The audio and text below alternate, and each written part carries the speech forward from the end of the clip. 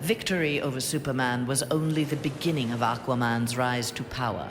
Uniting the world's oceans under the banner of Atlantis, Aquaman had a controlling interest in the planet's ecology and economy.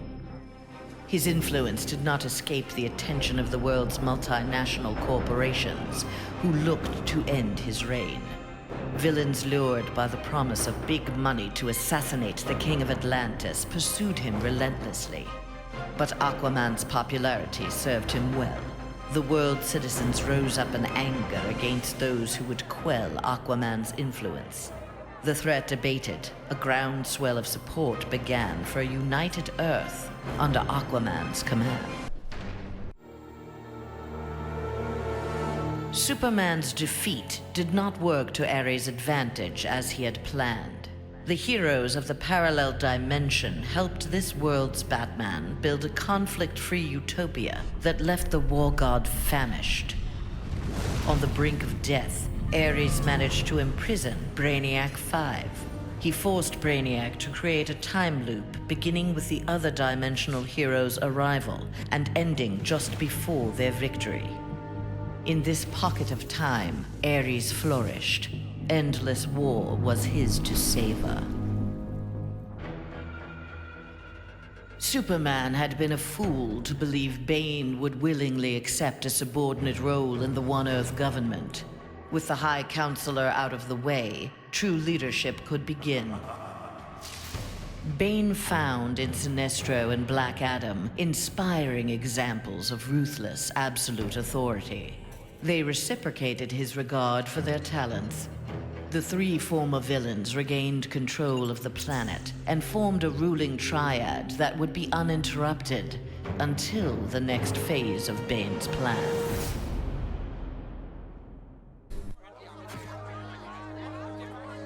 Following the battle to liberate Earth, Batman learned that Luthor had bequeathed his massive fortune to Bruce Wayne. He now had the means to rebuild Gotham and Metropolis. The city's residents, inspired by their hero's efforts, adopted the slogan, "We are Batman." They contributed countless hours to their community's renovation and crime prevention. The Batman of old would have stubbornly assumed these tasks alone. The post-One Earth Batman, having been rewarded for his trust in others, enjoyed his city's renewal and his role as its benefactor. The defeat of Superman taught Black Adam one thing. Most of Earth's denizens were too weak to adopt Kahndaq's visionary form of government. He returned to his homeland with a new plan. Combining their energies, Black Adam and his Empress Isis created a mystical barrier around Kahndaq. There they reigned in peace, their country an oasis in the wasteland of human civilization. A true oasis once Black Adam had destroyed all other life on Earth.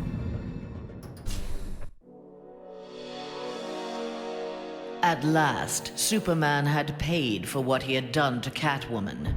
Feigning allegiance to his regime had cost Selina her beloved Batman and her best chance at happiness.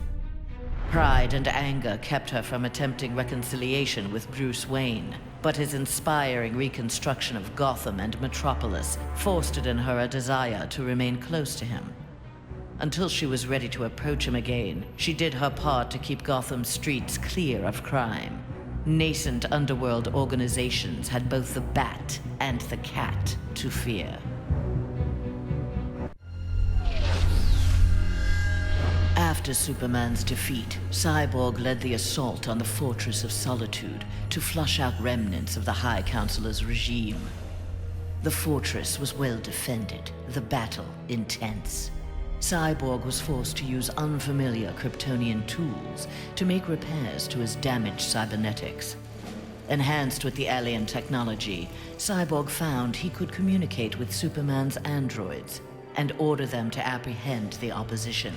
With his army of super androids, Cyborg will bring justice to the world. With Superman's regime toppled, new governments formed to take its place. New governments meant new customers for Deathstroke, and business was booming. Soon there were more assassinations to carry out, revolutions to aid, and unrest to create than he could manage on his own. The One Earth regime's elite troopers, having committed atrocities in Superman's name, had gone into hiding from a populace bent on revenge. Impossible for most to find, but not for Deathstroke. Recruiting these renegades, he formed the New Titans, the world's premier political assassins. Free of Superman's control, Doomsday eradicated the remaining metahumans. He then manipulated technology in the abandoned Fortress of Solitude to terraform the Earth. It soon resembled prehistoric Krypton. At last, it felt like home. After a few years of exterminating humanity at his leisure, however, Doomsday needed a challenge.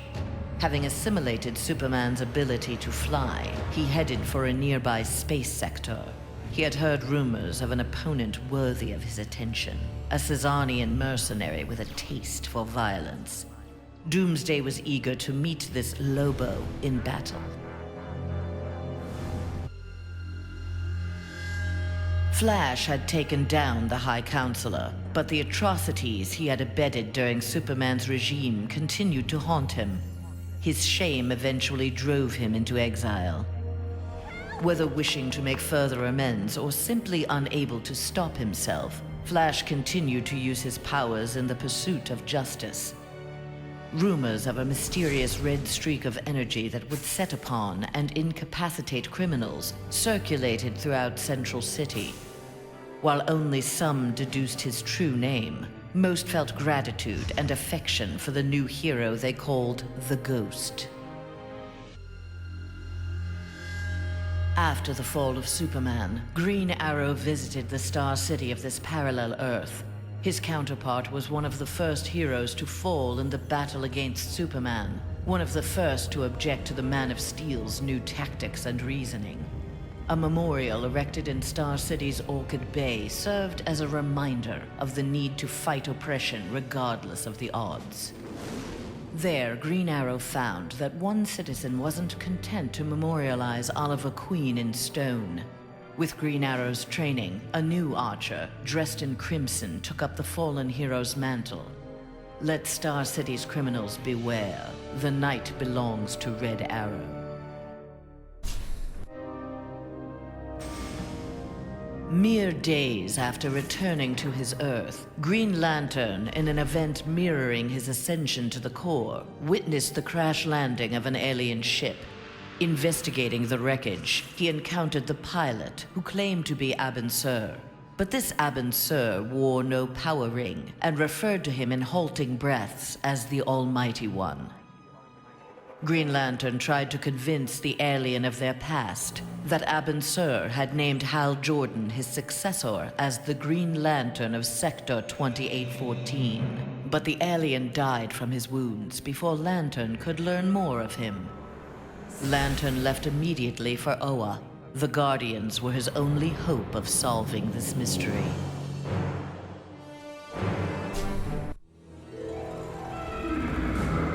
The defeat of Superman filled Harley with confidence. She knew what she was capable of and knew what she wanted. She traveled to the Visitor's Earth and freed the Joker from prison.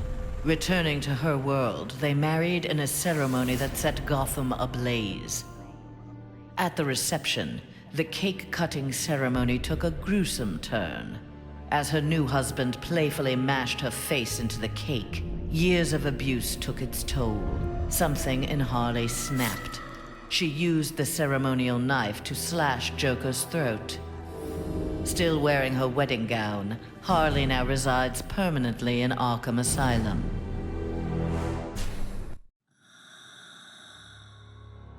Free of his brainwashing, Hawkgirl exacted revenge on the High Counselor for murdering her husband, Hawkman. She was nevertheless sent to prison for her role in the regime. One night, she awoke hovering above her cot, glowing with eldritch light. An instant later, she stood at the bottom of a shallow crater. There, she found the source of the light, a meteorite of pure nth metal. As she touched it, the meteorite sprung to life. encasing her in nth metal. The new armor made Hawkgirl invincible. Her first act, vengeance against those who had helped Superman capture Hawkman. Though he had failed to elevate the Joker clan's status, Joker was convinced a similar organization could be successful in his dimension. Joker used a series of devastating terrorist acts to frighten the populace, then convinced the more gullible among them that he was the path to security. The new Joker clan soon had millions of members worldwide and committed regular anti-government attacks, wreaking havoc on the global economy.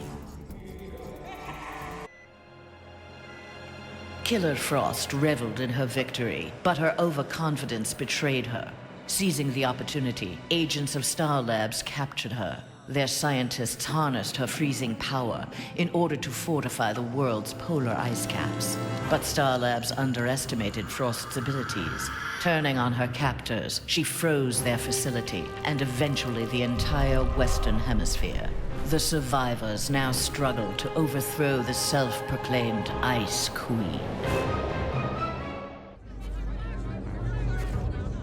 A win against this world's Superman was greatly satisfying, but its aftermath would be sweeter still.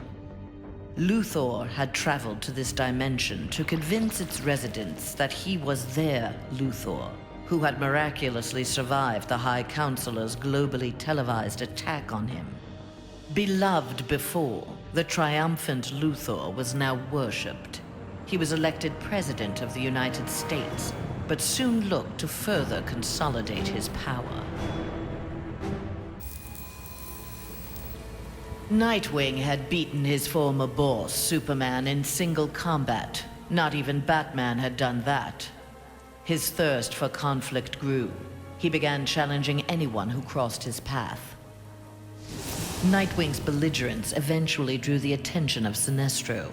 His corps was always in need of new recruits, and the young humans seemed able to inspire great fear. Sinestro had his suspicions confirmed when a yellow power ring found its way onto Nightwing's finger. Winning the battle with Superman cost Raven dearly. The amount of demonic energy required overwhelmed her.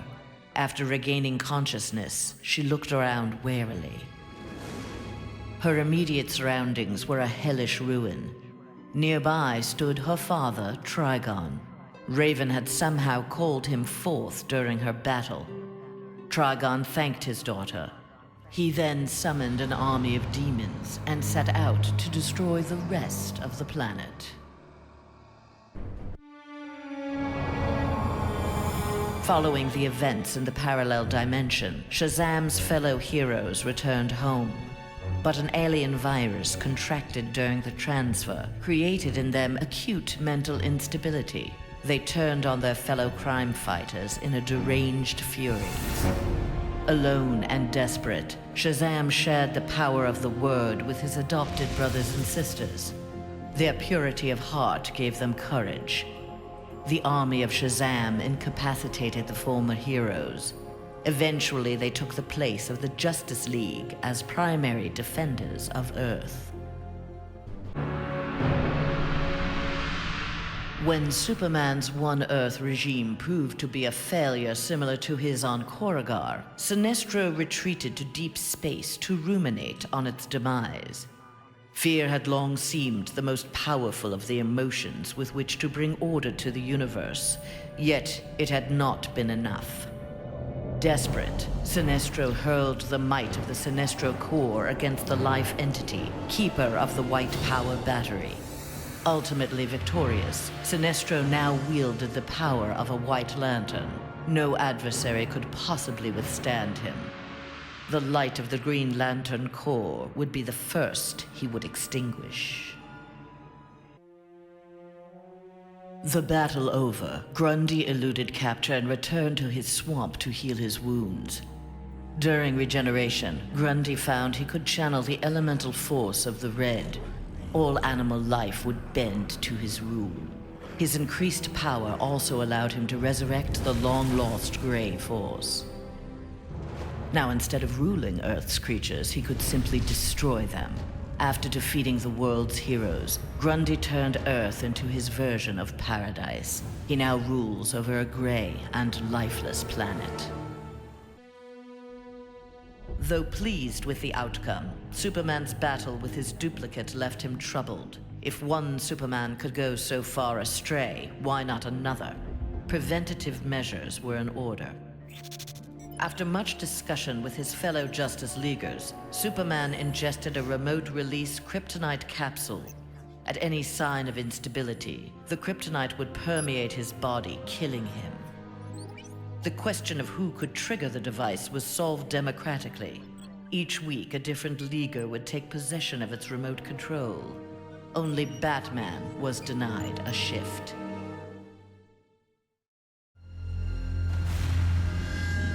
Wonder Woman returned home to find her dimension in ruins. Aware of Superman's despotic rule of the parallel dimension, the gods of Olympus vowed to preemptively eliminate the metahuman scourge from their world. Under the direction of Zeus, they hunted down and eliminated nearly all superpowered mortals. All that remained to oppose them was Themyscira. Wonder Woman and her Amazons fought back against the Olympians with unrelenting courage. Despite heavy losses, Wonder Woman's forces ultimately prevailed. They took reign as the new Olympians, ushering in an age of peace and prosperity.